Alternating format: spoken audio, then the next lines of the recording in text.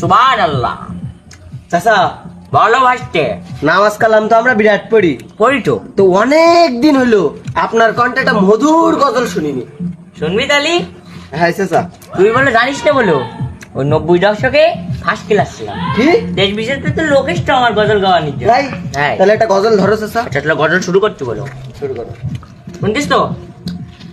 একদিন মাটির ভিতরে হবে ঘর রে মন আমার, কেন বন্ধ দালা। মারহাবা মারহাবা। বক্সের আওয়াজ হচ্ছি না? আমি কি করে শুনবো? তুমি নাক দেখি বক্সের আওয়াজ শোনা যায় চাচা? আমি বলতেছি বক্সের আওয়াজ হচ্ছি। এই যে চাচা আমার কানেই। এই বাসনে কেডা? বাসনে চাচার অনুমতি ছাড়া কার এলাকায় সাহস জানায় বক্স বাজাচ্ছে? যুব সমাজ আমি গর্ব ইসলামিক বক্স বাজাই।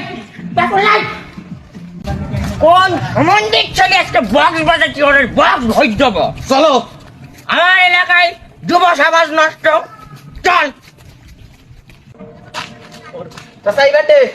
এবার দে ওই না এই চলো। তো বড় এই চাচা আস্তে আস্তে।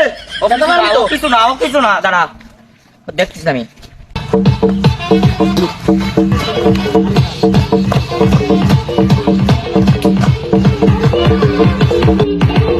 লাঠি আমার কাছে।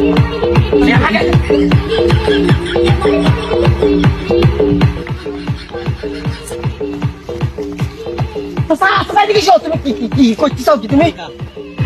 বয়সকালে একটু এরকম ছিলাম তো।